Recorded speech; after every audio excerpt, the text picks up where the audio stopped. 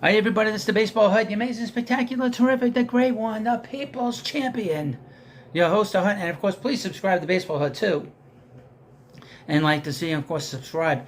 And, I've talked a lot about the Mets here on this channel, on the other channel. Um, and if you watch this, the majority of the videos on here are about the Mets, but I talk about other teams as well. We're going to talk about a Met, and that's Pete Alonso. All this crazy stuff about the Mets wanting to trade Pete. It's crazy. It's woo woo woo. It's nuts. I don't know what the hell they're thinking. But there's a lot of different articles coming up about Pete that he was going to get traded to the Brewers. The Cubs are interested.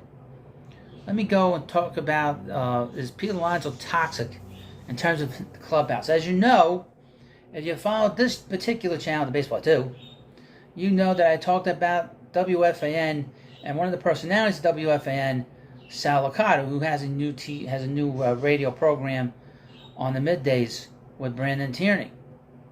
Now, Sal says he's a Mets fan, but he had information saying that Pete Alonso was a cancer. Wasn't even toxic. He was a cancer in the clubhouse. Well, this is complete total monkey crap, and people have come out and defended Pete. Now, I have an article here, and this is really seems like teammates anonymously and teammates not so anonymously have come out and said that Pete is not any of these things. So here's from FoxSports.com. Is Pete Alonso toxic? Quote, ridiculous, but Mets, polar bear in need of cold compromise. A terrible title.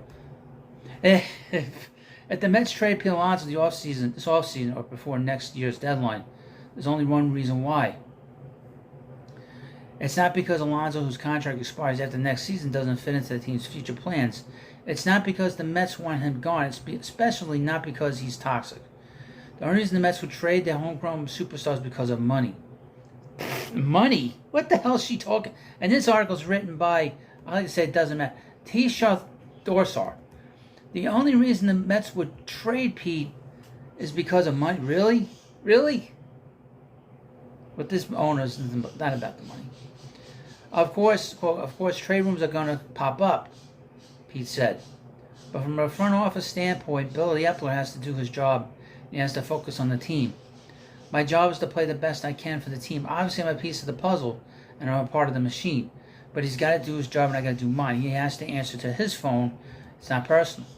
Now, you might think money is no object for the Amazers. No there, young lady. Not since Steve Cohen took the keys to the kingdom. But even Cohen has shown he has a line he's not willing to cross. That much was clear when Jacob deGrom received the bigger offer from Texas, and the Mets were unwilling to go as high as 5 years, $180 million for their aging off-injured ace. I would mention that in 2021, Sandy Alderson said that Jake had a bad elbow, and Jake was pissed off that he brought it up. As it turned out, Jake's elbow popped on him, and he had to get Tommy John surgery. So Jacob deGrom is not really a very good comparison. Mets staffers are familiar with Cohen's thinking. Don't expect negotiations with Alonso to be handled much differently than other star players around the league, just because the boss upstairs has a net worth of $117.5 billion. They've learned while working under the third-year owner that he operates within a line of reason. Now, I would mention he paid Edwin Diaz the record for a reliever. He gave a massive contract to Francisco Lindor. He gave the most money to Brandon Nimmo. And Flushing baseball is a business too. Those that have gotten to know Cohen says it's important to him not to get emotional, sentimental with player contracts like the Polar Bears.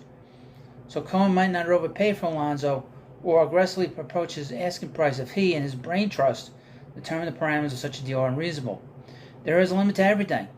The line that Cohen has demarcated when it comes to the most prolific slugger the Mets franchise has ever produced remains unclear.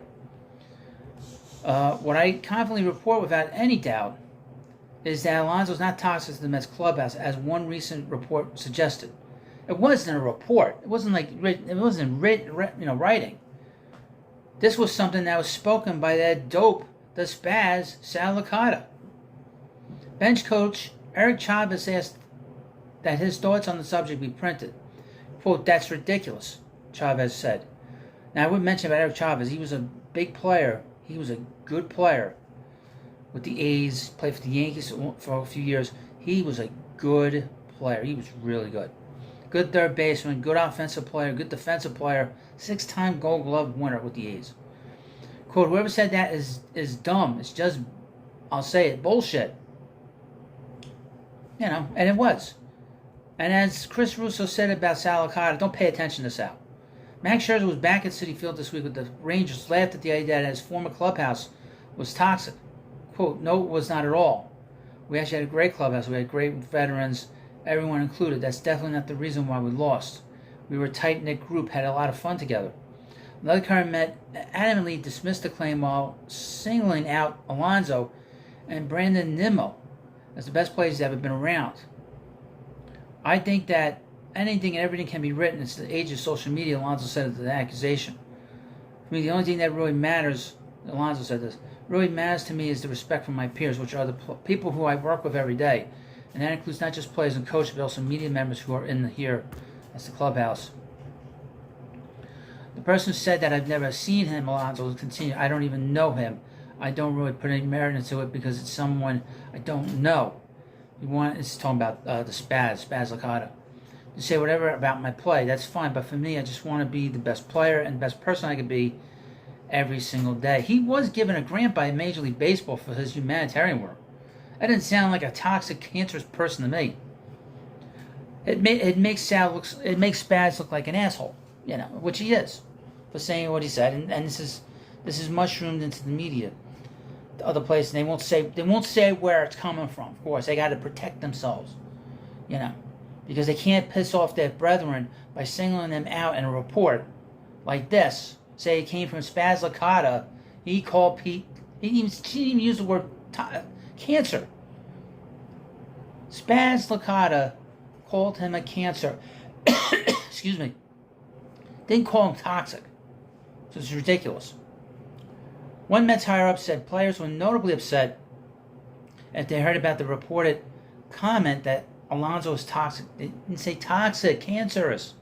Coach tried to minimize the anger in the clubhouse by reminding players that one man's opinion doesn't mean every member of the press believes Alonso is toxic. Again, I'll speak to that last part. I've covered Alonso since his 2019 rookie season and observed him interacting with various members of the Mets on countless occasions in ways that would only be described as honest, professional, and respectful. The same can be said of our exchanges, even when I've been especially critical of his play. Though I'm not a witness to his interaction behind closed doors, it's hard to imagine that the goofy, modest, baseball-obsessed first baseman we've watched for years completely changes colors when the recorders and cameras are turned off, and that everyone around him is hiding it. I would say this again. Mention in the article who said he was toxic. Mention in the article who said that he was cancerous. Quote, I think he's one of the best players, one of the best guys in the clubhouse, Francisco Lindor said of Alonso. The real issue is his contract situation. Several individuals within the organization say they would love to see Alonso remain in Queens long term. At the same time, they know baseball is a business, and that dynamic certainly applies here. Recent deals around the league, like the Braves moving on when Freddie Freeman or the Diamondbacks traded Paul Goldschmidt in his prime, have convinced some Mets employees that sure, it's possible Alonso's trade or leads in free agency. First of all, the Braves weren't going to pay Freddie what he wanted because the Braves are cheap. Okay, and they knew that Freddie was going to ask for a lot of money, and they weren't going to sign him. Simple as that. The Braves are extremely cheap organization. Don't let all the flowers that are out there. Oh, the Braves, they're cheap, and they fool these players into signing for 10 cents on the dollar. It's crazy. I did the most outrageous contract that was signed was by Sean Murphy. Sean Murphy, because Sean Murphy should have gotten a hell of a lot more money if he stayed and went to free agency. Just crazy. So I don't hear this nonsense about the Braves. And Paul Goldschmidt he was at the back end of his prime, not the beginning of his prime. All the uncertainty surrounding Alonso has at least a handful of Mets players planning to privately appeal for him to be retained. What would they say exactly? Players reiterate that Alonso is a hard worker, fun-loving, terrific at what he does, handles playing in New York with aplomb, a glue guy of the clubhouse, and a special member of the team's core, and he might end up in the Hall of Fame. That's a possibility. Those points would be made to Cohen directly, players said. Quote, Otani has probably been traded 3 times already, one Mets said, regarding reports that Alonso could be traded. It happens to everybody.